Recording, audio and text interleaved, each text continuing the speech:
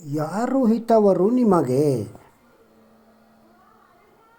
ಇದನ್ನು ಓದಿದ ನಂತರ ಫಾರ್ವರ್ಡ್ ಮಾಡದೇ ಇರಲಾಗುವುದಿಲ್ಲ. ಏಕೆಂದರೆ ಶ್ರೀಮಂತ ವ್ಯಕ್ತಿ ಪ್ರಧಾನಿಯಾಗಬಹುದೆಂದು ನೆಹರು ಸಾಬೀತುಪಡಿಸಿದರು. ಒಬ್ಬ ಬಡವ ಪ್ರಧಾನಿಯಾಗಬಹುದೆಂದು ಶಾಸ್ತ್ರೀಜಿ ಸಾಬೀತುಪಡಿಸಿದ್ದಾರೆ. ವಯಸ್ಸಾದ ವ್ಯಕ್ತಿ ಪ್ರಧಾನಿಯಾಗಬಹುದು, ಇದನ್ನು ಮೊರಾರ್ಜಿ ದೇಸಾಯಿ ಸಾಬೀತುಪಡಿಸಿದ್ದಾರೆ. ಒಬ್ಬ ಯುವ ವ್ಯಕ್ತಿ ಪ್ರಧಾನಿಯಾಗಬಹುದೆಂದು ರಾಜೀವ್ ಗಾಂಧಿಯು ಸಾಬೀತುಪಡಿಸಿದ್ದಾರೆ. ಓರ್ವ ಮಹಿಳೆ ಪ್ರಧಾನಿಯಾಗಬಹುದೆಂದು ಇಂದಿರಾ ಗಾಂಧಿ ಸಾಬೀತುಪಡಿಸಿದರು. ಒಬ್ಬ ರೈತ ಪ್ರಧಾನಿಯಾಗಬಹುದೆಂದು ಚೌಧರಿ ಚರಣ್ ಸಿಂಗ್ ಸಾಬೀತುಪಡಿಸಿದ್ದಾರೆ. ರಾಜಮನೆತನದ ವ್ಯಕ್ತಿಯೋರ್ವ ಪ್ರಧಾನಿಯಾಗಬಹುದೆಂದು ವಿ.ಪಿ. ಸಿಂಗ್ ಸಾಬೀತುಪಡಿಸಿದರು.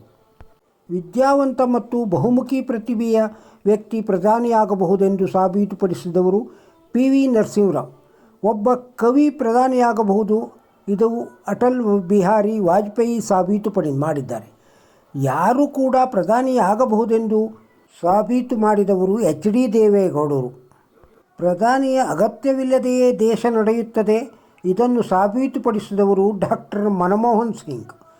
ಪ್ರಧಾನಿಯಾಗದೆಯೂ ದೇಶವನ್ನು ಆಳಬಹುದು, ಇದನ್ನು ಸೋನಿಯಾ ಗಾಂಧಿ ಸಾಬೀತುಪಡಿಸಿದ್ದಾರೆ. ಆದರೆ ಒಬ್ಬ ಚಹಾ ಮಾರುವವನು ಪ್ರಧಾನಿಯಾಗಬಹುದು ಮತ್ತು ಎಲ್ಲರಿಗೂ ಉತ್ತಮ ಕೆಲಸ ಮಾಡಬಹುದು ಮತ್ತು ವಿಶ್ವಾದ್ಯಂತ ಭಾರತ ಮಾತೆಯ ಧ್ವಜವನ್ನು ಹಾರಿಸಬಹುದೆಂಬುದನ್ನು ನರೇಂದ್ರ ಮೋದಿ ಸಾಬೀತುಪಡಿಸಿದ್ದಾರೆ. ಸ್ವಲ್ಪ ಯೋಚಿಸಿ, ಈ ವ್ಯಕ್ತಿ ಪ್ರಧಾನಿಯಾದ ನಂತರ ಅಮೆರಿಕವನ್ನು ತಲೆಬಾಗುವಂತೆ ಮಾಡಬಹುದು, ಹಸಿದ ಮತ್ತು ಬೆತ್ತಲೆ ದೇಶದಲ್ಲಿ ಭೀತಿಯನ್ನು ಉಂಟು ಮಾಡಬಹುದು, ಅಂದರೆ ಪಾಕಿಸ್ತಾನದಲ್ಲಿ.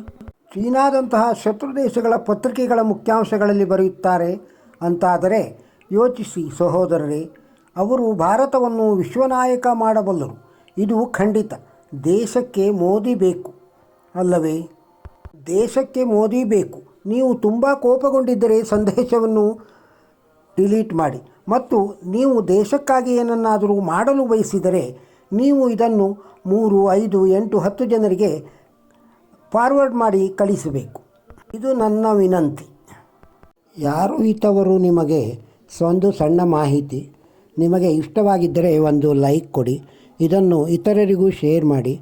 ನಮ್ಮ ಚಾನಲ್ಗೆ ಸಬ್ಸ್ಕ್ರೈಬ್ ಆಗದೇ ಇದ್ದರೆ ಸಬ್ಸ್ಕ್ರೈಬ್ ಆಗಿ. ನಮಸ್ಕಾರ.